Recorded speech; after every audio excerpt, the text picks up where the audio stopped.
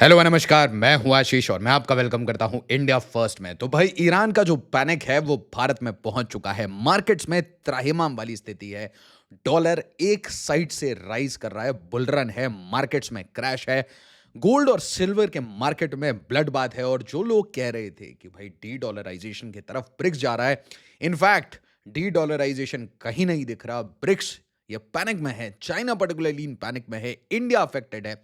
इसके साथ तीन लोग बहुत अच्छे से इस वॉर में जीत रहे हैं। पहले हैं व्लादिमीर पुतिन, जिसे कि ग्रेटर रशिया यूक्रेन मिल रहा है, और इसके साथ साथ बेंजामिन नेतन्याहू, जिन्हें ग्रेटर इजराइल मिल रहा है। As we speak he is expanding, और डोनाल्ड ट्रंप, जिसे अपने पेट्रो डॉलर को बचाना था। और इसके साथ ट्रंप के लिए सारे गेट्स खुल चुके हैं। मिडिल ईस्ट से भागने वाला पैसा वापस अमेरिका आ रहा है। मिडिल ईस्ट के जितने भी इन्वेस्टर्स थे, चाहे वो रियल एस्टेट में हो, चाहे वो बिलियनर्स हों, वो सब अब सेफ्टी की तरफ भाग रहे हैं।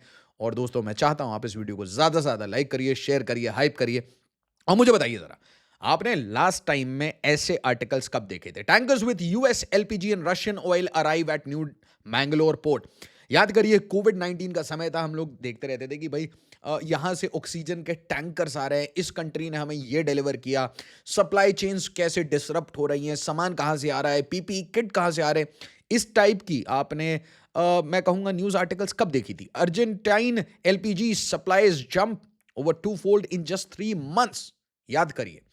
उसी के साथ सऊदी अरामको के जो चीफ हैं भाई, वो यूएस के साथ एक इनकी इंपॉर्टेंट मीटिंग थी, समिट था, उससे उस कॉन्फ्रेंस से इंटरनेशनल एनर्जी के ऊपर जो बातचीत करनी थी, ज्ञान देना था, उससे पुल आउट कर लेते हैं। इतनी बड़ी क्राइसिस है। तो Saudi Arabia is in crisis, China is in crisis. इसके साथ साथ पूरा एशियन स्टॉक मार्केट इसमें ब्लड बात है, क्योंकि ट्रंप ने एक अल्टीमेटम दे दिया है 48 घंटे का, कि 48 घंटे में ईरान ने अगर स्ट्रेट ऑफ हॉर्मुज को खाली नहीं किया तो भाई ईरान के साथ बहुत बुरा होगा। ईरान ने भी कह दिया कि भाई पूरी इलेक्ट्रिसिटी ग्रिड खत्म कर देंगे मिडिल ईस्ट की। ध्यान से सुनिए क्या बोला जा रहा है। पूरे मिडिल ईस्ट की इलेक्ट्रिसिटी ग्रिड खत्म कर देंगे। 6% गिर रहे हैं स्टॉक मार्केट्स। लोअर सर्किट लग रहा है दोस्तों। Middle East crisis live, Iran threatens to lay mines across entire Gulf if coast are attacked as Israel warns war could continue for weeks। Israel ने कह दिया ये वॉर खत्म नहीं होने वाला। ईरान ने कह दिया कि भाई ऐसा है, हम सिर्फ अब स्टेट ऑफ हॉर्मुज को टारगेट नहीं करेंगे, हम भाई पूरे पर्शियन गल्फ को डुबा देंगे, रेड सी को डुबा देंगे। ये जो आपने गल्फ ऑफ एडन का नाम सुना है, इसे हम डिसरप्ट कर देंगे। और जीसीसी की, इसराइल की, जितनी कंट्रीज हैं जो अमेरिका के साथ हैं, इन सबकी इलेक्ट्रिसिटी ग्रिड खत्म कर देंगे। इसके साथ साथ world in energy crisis worse than 1970। IEA के हेड ये कह रहे थे भाई 400 मिलियन बैरल्स ये रिलीज करेंगे इमरजेंसी रिजर्व से। और उसके बाद कहते हैं 1970 से बुरी हालत है। इसका मतलब समझ लीजिए, पूरे मिडिल ईस्ट में, चाहे वो पर्शियन गल्फ हो, बबल अल मंदेब हो, रेड सी हो, या फिर ये गल्फ ऑफ एडन हो, हर जगह क्राइसिस बढ़ती जा रही है। और कहानी बड़ी सिंपल है कि ईरान ने कहा है नो मोर नॉनसेंस, हम हर जगह माइंस लेकर देंगे, सारी इलेक्ट्रिसिटी ग्रिड खराब कर देंगे। इसके साथ साथ जो ऑयल प्राइसेस हैं भाई, वो यूएसडी 112 114 तक जा चुके हैं। बट इंडिया का जो ऑयल बास्केट है वो $155 पे चल रहा है। इसका मतलब समझिए भारत सरकार को कितना अपनी एक तरीके से रेवेन्यूज को फॉरगो करना पड़ रहा है, और उसके साथ कितने सब्सिडी में पैसे खर्च होंगे। Rupee slides to record low nears 94। इसका मतलब ईरान क्राइसिस पूरी दुनिया को अफेक्ट कर रहा है, मिडिल ईस्ट को सबसे ज्यादा अफेक्ट कर रहा है। बट चाइना और इंडिया, इनके ऊपर बहुत हैवी इंपैक्ट है। इनफैक्ट पूरे एशियन मार्केट्स पे इंपैक्ट है। 12 लाख करोड़ रुपए डूब गए 1 घंटे में। क्या भारत कुछ कर सकता है दोस्तों? ये इतने बड़े ग्लोबल शॉक्स हैं, ग्लोबलाइजेशन के शॉक्स हैं। 1800 पॉइंट सेंसेक्स का क्रैश होता है। मेरा दोस्त कल रात को मुझसे पूछ रहा था, पाजी ये 23,000 पे है Nifty, is it a good time to enter? मुझे याद है, मैंने रात के 11:30 बजे उसे बहुत एक इंपॉर्टेंट बात कही। हम बैठे हुए थे साथ में, मैंने उसको कहा यार देखो, I don't see this as the bottom. Bottom fishing मत करो यार, don't catch a falling knife. पूरी तरीके से मार्केट डूब सकता है, कुछ उल्टा सीधा हो गया तो यू नेवर नो। कल के डेट में मान लीजिए ट्रम्प गोज क्रेजी और एक आध बम बम मार दिया, कुछ हैवी बम मार दिया, गलत जगह मार दिया, who knows what can happen. इसके साथ कुछ लोग बहुत सिक्योर थे। सोना बहुत सेफ्टी प्रोवाइड करता है, और मैं आपको रिक्वेस्ट करूंगा, अगर आपने सोना खरीदा है, महंगा खरीदा है, don't you worry about it, don't you worry about it. आपने सोना खरीदा है, just keep it, be a little locked in. सोने से पैसा टेम्पोररी निकल रहा है। उसका रीजन है, जब लोग पैनिक करते हैं सबसे पहले वो सिल्वर और गोल्ड निकालते हैं। सबसे पहले सिल्वर, फिर गोल्ड। पैनिक करने के बाद ये पैसा कहां डालते हैं? यूएसडी में डालते हैं, ताकि उनके क्योंकि लोगों को पता है कि भाई देखिए बुल रन चलने वाला है अब डॉलर का। पेट्रो डॉलर को बचा लिया डोनाल्ड ट्रंप ने। Silver hits lower circuit in futures trade, plunges 9%। एक टाइम में ये सिल्वर 4 लाख रुपए किलो पे चले गया था। आई सो रिमेंबर इट कि अराउंड 4 लाख, है ना। मुझे कमेंट में बताइएगा मैक्सिमम किस लेवल पे गया है सिल्वर, ठीक है, 1 केजी, और वो अब 2 लाख पे है। इसके साथ साथ सोना, if you haven't seen, 1.35 lakh, 1,80,000 पे जा चुका था 24 carat, right. 1 lakh crore FII outflows in 16 sessions, selling at 1,000 crores N R. मैं आपको पहले बता चुका हूं भाई, बहुत अच्छी बात है FII को सेल करके भारत से निकल जाना चाहिए।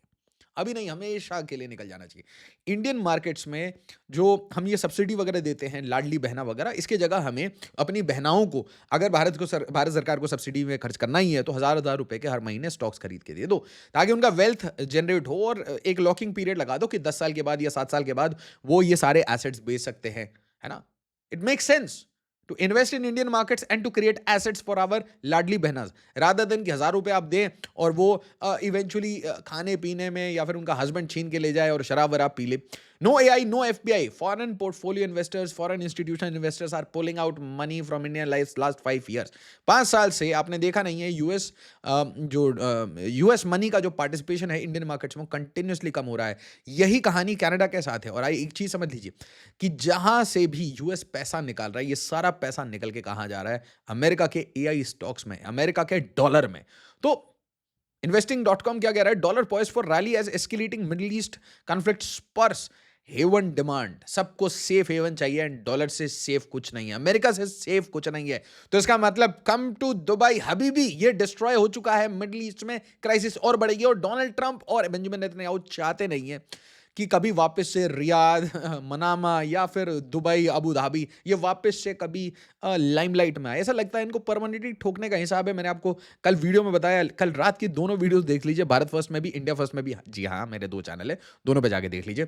Dollar gains as investor flee risk on escalating Middle East war. मैंने आपको कहा था, बहुत इंपॉर्टेंटली कहा था, मिडिल ईस्ट छोड़ दीजिए, ये कचरा है, ये कचरे में बहुत और कचरा होने वाला है। जिन लोगों को भी लगता है कि मिडिल ईस्ट की कंट्रीज वो फिलिस्तीन के कॉज के साथ घूमती हैं, तो याद रखिए कि ये वही मिडिल ईस्ट है जहां पे गोरों का दबा के पैसा लगा हुआ है। मतलब some of the holiest sites, Mecca, Medina, और उसी रीजन में आपको स्टारबक्स भी मिलेगा। वहां पे आपको प्यूमा, नाइकी, एडिडास, पेप्सिको सब कुछ मिलेगा। और इसके साथ द मनी, डॉलर का पैसा, जूस का पैसा लगा हुआ है। तो ऐसा नहीं है कि मिडिल ईस्ट किसी आइसोलेशन में जी रहा है, फिलिस्तीन को सपोर्ट कर रहा है। And this is the primary cause कि जिन लोगों ने इनको बनाया, जिन लोगों ने इनको कंट्रोल किया, आज वही लोग चाह रहे हैं कि भाई ये बहुत अमीर हो गए, इनके पास सोने की लंबोर्गिनी आ गई है, ठोको, दबा के ठोको। और ये जो इंटेंशंस हैं, डोनाल्ड ट्रंप ने अपनी फर्स्ट प्रेसिडेंसी में इसलिए कहते हैं जियोपॉलिटिक्स में connect the dots, see the future. पहले से प्रिडिक्टिव एनालिसिस करना सीखिए। मूर्खता पता है क्या होती है? मूर्खता ये होती है जो सामने आपके दिख रहा है आप वो भी एक्सेप्ट ना करें, है ना। मतलब सबसे बड़ी मूर्खता क्या है कि आई एम एबल टू सी कि पाकिस्तान इंडिया को ब्लीड इंडिया बाई 1,000 कट्स कराना चाहता है, फिर भी आपको पाकिस्तान प्रेम है, ये तो मूर्खता है। बट मैं कहूंगा a smart guy will do what, पहले वो आज का पैटर्न देख लेगा कि आज की क्या बात है, फिर वो देखेगा हिस्ट्री में क्या है, और सबसे इंपॉर्टेंटली वो एनालाइज करेगा कि कल क्या हो सकता है, और उसके हिसाब से अपनी फैमिली को, अपनी कंट्री को, अपने सारे एसेट्स को, नेशनल एसेट्स को उस हिसाब से चलाएगा। अनफॉर्चुनेटली हमारे कुछ ब्यूरोक्रेट्स वो पैसे बनाने में, 2 किलो सोना बनाने में इतने बिजी हैं कि ये ठीक से देख नहीं पाते। Reality has to come out. Supply shock, Middle East conflict disrupts shipments and raw material flows, CII flags stress across Indian industry। हम नहीं कह रहे, CII कह रहा है। इंडियन इंडस्ट्री में स्ट्रेस आ रहा है। Hormuz shut, India's urea plant run at half capacity. ये सेम कहानी टाइल्स की है, ये सेम कहानी फर्टिलाइजर की है। Anything that runs on gas and oil, और साथ ही साथ किसी में भी अगर इनका रॉ मटेरियल है, ये सप्लाई चेन के पार्ट है, that means that industry is disrupted. अगर इंडस्ट्री डिसरप्ट होती है तो मतलब जॉब्स भी डिसरप्ट होते हैं। इसका मतलब वो लोगों की जॉब्स भी डिसरप्ट होती है जो मिडिल ईस्ट में काम करने गए थे। और साथ ही साथ हमारी जो रेमिटेंसेज आती थी, जो फैमिलीज रेमिटेंस डिपेंडेंट थी कि भाई मिडिल ईस्ट से पैसा आएगा, तुम्हारा घर बनेगा, वो पैसा नहीं आ रहा क्योंकि भाई अरामको के जो चीफ हैं वो खुद परेशान हैं कि वो पैसा कैसे कमाएंगे। उसके साथ साथ मैंने आपको कहा था रायन एयर के अच्छे दिन आने वाले हैं, ट्रंप एयरलाइंस के अच्छे दिन आने वाले हैं, इसके जो एतिहाद है, कतर एयरवेज है, इन सब का बट्टा गुल करके बैठेगा। Donald Trump is hitting them very hard. No flights out of Middle East crisis में बैठो, त्राहिमाम त्राहिमाम करो, हम इनका तो बड़ा सिंपल है ना। इनको अगर सऊदी को रगड़ना है तो ये सऊदी को थोड़ी ना मारेंगे, ये ईरान को मारेंगे, ईरान सऊदी को मारेगा। बड़ी सिंपल इक्वेशन है, वेरी सिंपल। तो अगर मैं चाहता हूं कि कतर थोड़ा इट कम्स टू साइज, तो मुझे क्या करना है, मुझे ईरान के इलेक्ट्रिसिटी ग्रिड को ठोक देना है। ईरान कतर के इलेक्ट्रिसिटी ग्रिड को ठोक देगा, खत्म। Balancing act. इसका मतलब क्या है? What are you doing exactly? Israel and America is hitting the Sunni dominant power, and the Sunni dominant power in anger is hitting the Israel and America is hitting the Shia dominant power, मतलब Iran. और return में क्या होता है? Return में वो आके आपकी सारी सुन्नी सेंटर्स को हिट कर रहे हैं। तो एंड में नुकसान किसका हो रहा है? मिडिल ईस्ट का। और स्ट्रेंथन क्या हो रहा है? डॉलर एक्सपैंड कौन कर रहा है? इजराइल। एक्सपैंड कौन कर रहा है? रशिया। तेल गैस किसका ज्यादा बिक रहा है? ट्रंप का और व्लादिमीर पुतिन का। वेनेजुएला का तेल किसके पास है? मदुरो तो है नहीं, तो डोनाल्ड ट्रंप के पास। पैनिक में कौन है? जिसको भी रॉ मटेरियल चाहिए होता है। रॉ मटेरियल्स की जरूरत किसको है सबसे ज्यादा? इंडिया एंड चाइना, है ना? एशियन इकोनॉमीज, या आपने देखा जापान, साउथ कोरिया, डेमोक्रेसीज, इनको बहुत परेशानी है। Centre removes cap on airfare after 3 months। अच्छा, ये कहानी पे मिस इन्फॉर्मेशन आ सकती है, तो मैं आपको बस बता देना चाहता हूं मेरा लॉजिकल सेंस क्या कहता है। इंडिया की जो एविएशन कंपनीज है ना, ये बहुत स्ट्रेस में है इस टाइम में, ठीक है। एक तो इनको रैंडम चीजें करनी पड़ रही हैं। Air tickets fare likely to surge, बिल्कुल सही बात है।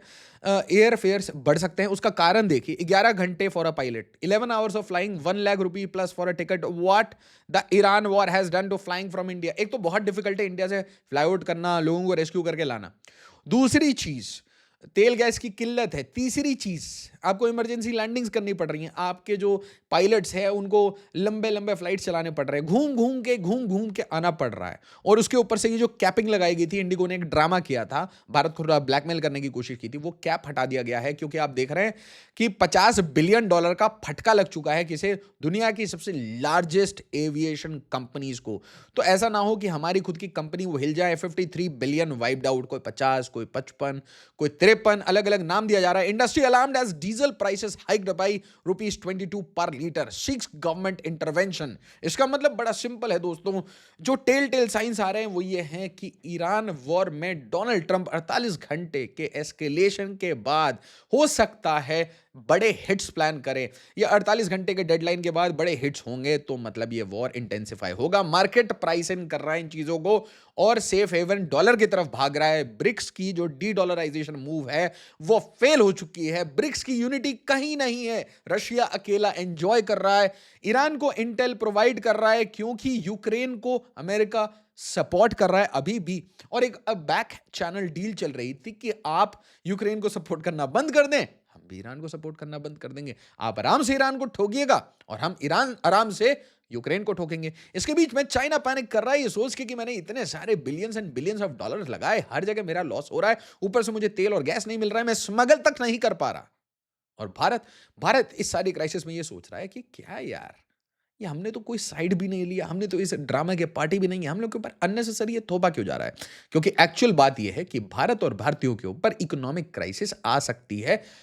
इंडस्ट्री के ऊपर क्राइसिस आएगी तो मतलब जॉब्स के ऊपर क्राइसिस आएगी, सैलरीज के ऊपर क्राइसिस आएगी तो ईएमआईज के ऊपर क्राइसिस आएगी। और इसके साथ साथ याद रखिए, ये जो एफपीआई एफआईआई ये मार्केट को छोड़ रहे हैं, इससे आपकी जो सेविंग्स इन्वेस्टमेंट्स हैं उसके ऊपर हिट हो सकता है। बहुत सारे लोगों ने सोना और सिल्वर में पैसा पार्क किया था, उनको बड़ा लॉस हुआ है। तो इसलिए it is a time to stay vigilant. थोड़ा विजिलेंट रहिए, थोड़ा पेशेंस मेंटेन करिए, पैनिक मत करिए, बट एक चीज समझिए, ब्रेस फॉर द इंपैक्ट।